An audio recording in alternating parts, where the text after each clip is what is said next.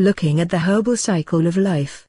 Like other garden plants, herbs have different life cycles. Herbs can fall into any of the following categories. Annuals, these plants burn the candle at both ends. They germinate, flower, set seeds, and die in one growing season. No matter where you live, you have to plant basil, borage, calendula, summer savory, and other annuals every year. Biennials live for 2 growing seasons, germinating and forming leaves in the first year, then flowering, setting seeds, and dying in the second. Some biennial herbs, such as parsley, are treated as if they were annuals and are harvested in their first year. Biennials grown for their flowers or seeds, such as angelica and caraway, need a second season in your garden. Perennials, such as anise, hyssop, mint, purple coneflower, and sweet woodruff, are plants that live for at least 3 seasons. Horseradish and a few others may outlive you. Perennials are either herbaceous, plants such as lovage, whose stems and leaves die back in winter, then resprout from the roots in spring, or woody. All woody plants, including shrubs, vines, and trees, are perennial. However, if a gardener tells you she grows perennials, she invariably means the herbaceous kind. Just because a plant is a perennial doesn't mean that you can stick it in your garden and forget it. Tender perennials, such as bay, can't stand prolonged freezing temperatures. If you live in a cold winter area and leave them outdoors in autumn, come spring you'll have a bare spot where they once grew. In contrast, hardy perennials, tough guys like comfrey and sage, will be there in spring. Used hardiness zone ratings are an attempt to give gardeners a fair idea of how much cold a plant can tolerate without dying. Don't try to memorize all this now, just keep in mind that herbs don't grow the same way in all locations. Herbs that are hardy in southern Texas may not survive in northern Montana, and those that thrive in southern California are likely to freeze in the cold winters of the Northeast or Midwest. Knowing the difference between a tender and a hardy perennial can save you from some expensive and time-consuming mistakes. Surveying herb anatomy. In this section, we explore roots, stems, leaves, and flowers. When you have all 4, and a little luck, you also have a living plant. The root of the matter: forgetting about the bottom portion of a plant is easy, out of sight, out of mind. Yet roots are as important as the plant parts you see above ground. Roots anchor the plant in the soil. They take in water and nutrients, and move them to the herb's above ground parts. Most herbs have either fibrous roots, which are fine and highly branched, or a taproot, which is long and tapering with a few small side roots. Think of a carrot. Some herbs are grown for their roots, including ginger and horseradish. Stem dandy. Stems not only hold up the leaves and flowers, they carry water and nutrients from the roots. Only a few herbs, flax is one, are grown primarily for their stems, although the stems of many species are used in cooking and medicines. When gardening books, including this one, tell you to cut below or above a node, they're referring to the places along a stem where leaves are attached. The clear spaces between nodes are called intnodes. Without enough light, the intnodes stretch more than usual, producing tall, spindly plants that gardeners term leggy. Leaf it be. The leaf, as science teachers like to say, is like a factory. This part of the plant captures light, and through the process called photosynthesis, uses the energy of the sun to produce food. Anyone with an herb garden becomes keen about leaves, as these are often the most useful parts of the plant. Leaves come in all sorts of sizes, colors, textures, and shapes. See Chapter 4 for ways to highlight these features when designing your garden.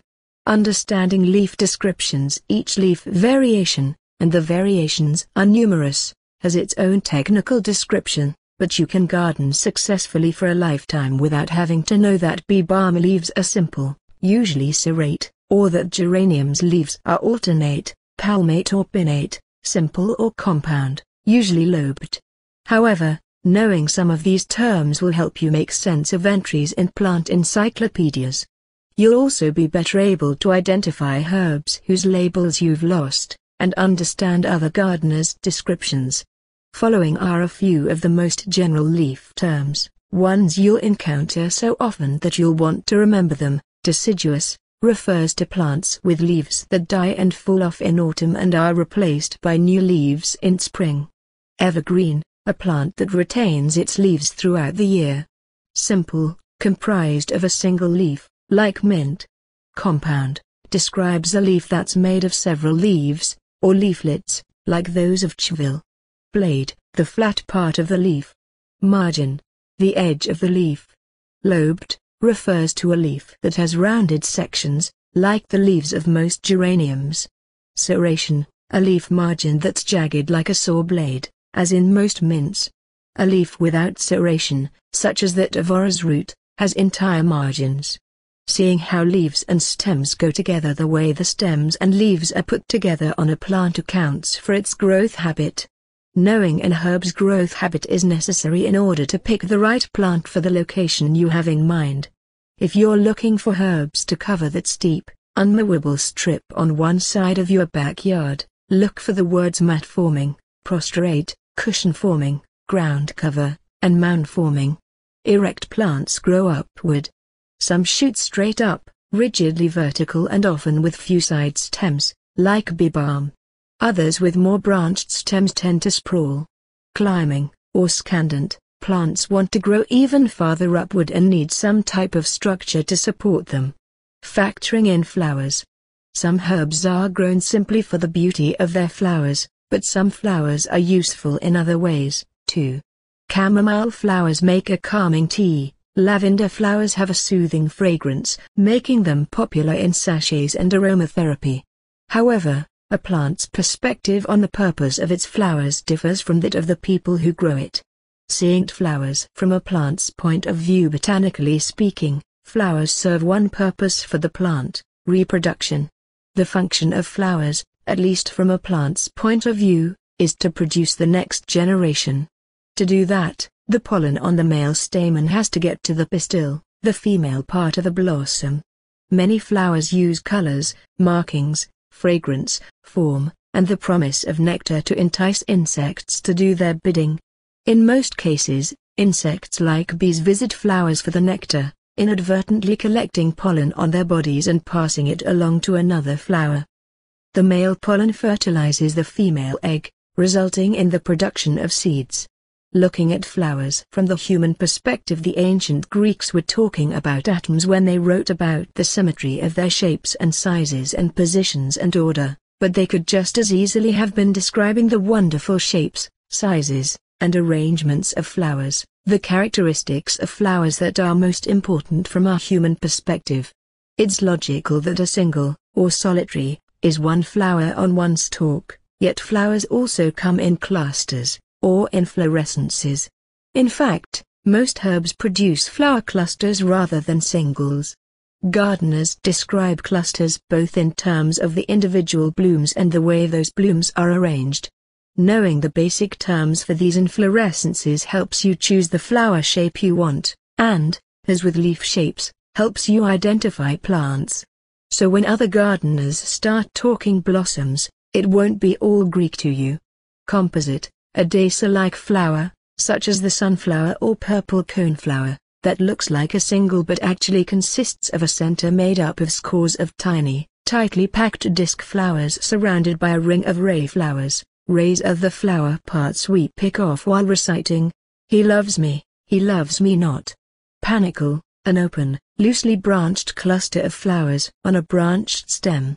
Southernwood and sweetwood rough bear panicles of flowers. Raceme, a cluster of flowers attached to a single, upright stem with short, individual stalks. Sage and comfrey serve as examples. Spike, an upright stem of flowers, like those of agrimony and hyssop, that have little or no stalk and attach directly or almost directly to the stem. Umbel, an umbrella-like structure, with each flower stalk emerging from the same place at the top of the stem. Dill and lovage have umbel inflorescences. A last note on flowers: you're likely to come across the word bract, that's botany talk for the modified leaves that circle the base of a blossom. In most flowers, they're small, green or brown, and pretty nondescript. In a few plants, such as bee balm, they're large, colorful, and look like flower petals. The seed stops here. You can usually dig or pull invasive herbs that multiply by seeds more successfully than perennial climbers and crawlers. Just don't give the seeds time to get the upper hand. Lay down a thick layer of mulch to discourage seeds from sprouting and to smother young plants. Pouring boiling water on seedlings is a lethal treatment. You can also kill some plants by repeatedly cutting off their tops. Tilling is supposed to bury seeds, blocking the light they need to sprout. Not so. Churning the soil usually brings more seeds to the surface, where they will sprout, than it buries. If you do nothing else, stop invasive plants from resting by picking their flowers as soon as they wilt. This tedious activity is known as deadheading. Get into the proper mood by wearing a tie-dyed shirt and playing a Jerry Garcia CD. Caution, invasive herbs ahead. Although we're card-carrying, unrepentant herb appreciators, we need to tell you that all herbs aren't created equal, or equally nice, as you'll find out if you choose invasive herbs as companions for your genteel basil and ladylike rosemary. As the term suggests, an invasive plant is a botanical atla the Hun. Draw a line in the sand and these bullies hop over it. When a garden seed catalogue says a plant is vigorous and grows anywhere, be prepared for something that can scale a telephone pole faster than you can get rid of a telephone solicitor. Plants that will make you rue the day. Climbing and clambering plants are especially notorious for exterminating everything in their path. There's a good reason why kudzu, Pueraria lobata, which the Chinese use to treat alcoholism, is known as the vine that ate the south. English ivy, Hedera helix, and wild grape Vitis spp. are two more vigorous vines that are used medicinally, ivy for controlling skin problems, grape as a diuretic, but both may be prescriptions for trouble in your garden. Most non-vining herbs make congenial neighbors for the other occupants of your garden, but not all. Turn your back on any mint, and it will overwhelm the lettuce and lay siege to the parsley.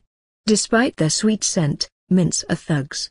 Even when you pull them, you leave broken runners behind that will sprout new stems. Set out a tidy clump of garlic chives, famous for its pungent flavor and power to ward off disease, and you'll discover that even 2 or 3 unpicked flower heads will give birth to hundreds of new plants. Come spring, your well-tended garden will look like scruffy lawn. Hoe down the grass like stalks and they reappear, as dependable as the swallows that arrive each year at the San Juan Capistrano mission. Location is everything. Once an invasive takes hold in your yard, you might feel that a nationwide alert should go out, but, like politics, all gardening is local. Sweet marjoram is a weed in Southern California, but it must be grown as an annual in areas where the mercury dips below 35 degrees Fahrenheit. English ivy is a steroid case in the southeast, but it must be pampered to survive in northern Vermont. While the master list of universally incorrigible herbs is short, a list for your region may be much longer. To avoid catastrophe, years of swearing at yourself for planting that thing, find out which herbs may turn traitor. If you yearn to make a concoction that calls for an unabashed bully, don't plant more of it. Do the world a favor and harvest some from a friend's lawn. Consult other gardeners, local nurseries, and your local cooperative extension service about invasives. And if your neighbor brings you kudzu seedlings, find a nice way to say, in a pig's eye. No self-respecting herb garden is complete without spearmint or yarrow. But pulling, digging, or tilling these ground spreaders may mean more plants, not fewer. To keep them from crowding out the carrots and zinnias, grow them in containers, either above ground or sunk in the garden. If you plan to bury a container which should be at least 18 inches deep, cut away the bottom, and then set it so its lip is 2 inches above the soil's surface. Underground travelers. Some herbs, such as the aforementioned mint, travel by sending out root-like stems, or rhizomes, that scoot just under the soil's surface, sprouting new plants as they go. Other herbs overrun their neighbors by scattering seeds that sprout in the most awful conditions, such as the spaces between your patio stones, and without any help from you. Toss 100 basil seeds on the ground and you'll still be buying, not making, pesto. But let one dandelion flower go to seed and you'll have enough plants to make wine for the Bowery boys.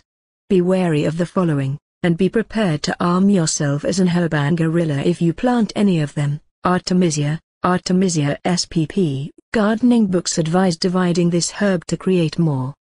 But Artemisia, famous for thriving in poor soil, multiplies so rapidly on its own that you'll need a calculator to add it up. Comfrey, Symphytum officinale. Notice that symphytum has the same word root as the word sympathy. Trust us, you'll get neither sympathy nor comfort from comfrey when your plants multiply. Costmary, Chrysanthemum balsamata. Costmary leaves traditionally were used as bookmarks, thus the herb's other common name, Bible leaf. The plant is rarely found in the wild, but in the garden it increases fast enough to supply bookmarks for the Library of Congress. Fennel, Feniculum vulgar, the seeds taste like anise, the leaves like dill. But watch out! Fennel has invaded farm fields in California and Virginia, where it's now officially herbus non grata. German, or annual, chamomile, Matricaria acutita. This herb self-sows almost anywhere. In Boulder, Colorado, where celestial seasonings teas get poked into those little bags, chamomile sprouts in sidewalk cracks, a pleasant alternative to crabgrass. Herb Robert, Geranium robshinum, long associated with snakes, this plant slithers through the garden with ease, popping up where you least expect, or want, it. Horseradish, Amaracea rusticana. You're likely to leave behind a few bits of root when you dig horseradish, and every bit will turn into a new plant. Once you have it, you have it. St. John's wort, Hypericum perforatum. St. John's wort is an herbal mood lifter with a reputation for getting wildly out of hand in the garden. Keep an eye on it, or you could end up depressed. Tansy, Danastum vulgar. Tansy can repel flies, ants, and other insects, and it can be a pest in its own right. Violet, Viola odorata, shrinking violets. Don't believe it. One day you have a demure clump of violets, the next week you have enough plants to open a flower shop. Yarrow, Achille spp. Multiplying without help may be okay for a plant that reputedly heals bruises, burns, wounds, and sores, conditions oily hair, and looks great in dried arrangements. Just choose a spot where it won't overtake everything else. Avoiding dangerous herbs. Herbs have been associated with curses every bit as long as they've been associated with cures. The 16th century English poet Edmund Spenser wrote about the power of herbs, pointing out that they could work eternal sleep. If you have small children, or big children, or even no children, you need to be aware that a good number of herbs are toxic. Their effects range from irritating skin to causing death. When Socrates drank hemlock, he wasn't kidding around. The same precautions apply if you have pets. Puppies in particular are fond of chewing on anything, including toxic plants. Know the risks before planting the following, use them with care, or avoid them altogether. Aconite, Aconitum spp. This herb, also known as monkshood and wolfsbane, deserves a skull and crossbones. It's highly poisonous. Comfrey, Symphytum officinale. Laboratory research indicates comfrey, even ingested in low concentrations, is carcinogenic in rats. Deadly nightshade, Atropal belladonna. In folklore, this is a favorite ingredient of witches' brews. The common name says it all. Foxglove, Digitalis purpura, a common biennial flower. It's also the source of digitalis, a powerful heart medication. Foxglove can cause convulsions and even death if used improperly. Hellebore, both American false hellebore, Veratrum viride, and the popular black hellebore, Helleborus niger, are dangerous characters. They're major league skin irritants and can be fatal if ingested. Pennyroyal, Menthopulegium, Hediumapulegids, found in some herbal insect repellent sprays and lotions. Pennyroyal can cause severe illness if ingested. Because it can induce abortions, Products containing pennyroyal should never be used by pregnant women. Pokeweed, Phytolacca spp. All parts of mature pokeweed plants, including their pretty purple berries, are toxic. Rue, Rutagravulans. Rue is a pretty plant, but its bad attributes make it best to avoid altogether. Touch the foliage and you may end up with severe, burn-like welts and blisters. Ingest it and be prepared for cramps and hallucinations. Water hemlock, Cantium maculatum. Think nausea, paralysis, and death. Some herbs, like comfrey, are fine to use externally, such as in a poultice, but should never be consumed. Just because a plant is called an herb doesn't mean it's non-toxic. With herbs, it's downright stupid to imbibe first and ask questions later. Don't put any herb in your mouth without knowing what it is and what it does. And don't go rolling around in your herb garden, especially if you have sensitive skin. If you choose to plant any dangerous herbs, label them clearly and fence them in to protect those who can't read. Herbs from the wild. Wildcrafting is the term for gathering herbs and other plants from the outdoors. This activity is so popular that many species are being threatened by overcollection. Irresponsible collectors who take plants for profit are only part of the problem. The other part is that familiar feeling everyone gets upon seeing a stand of golden seal or bloodroot. Oh, it won't matter if I take just a few. Multiply take a few by 100 or 1000 collectors, and you see the problem. Many herbs are highly sensitive and need particular conditions to thrive, making it unlikely that the plants you dig up will survive anyway. Nearly all herbs are available for sale from nurseries. Make sure that the firm you patronize propagates its plants, grows them from seeds or cuttings, rather than dig them in the wild and putting them in pots. Seeds also are available for most endangered herbs. Another reason to avoid wildcrafting. Unless you're truly an expert at identifying herbs, you risk mistaking highly toxic herbs like water hemlock for their benign lookalikes,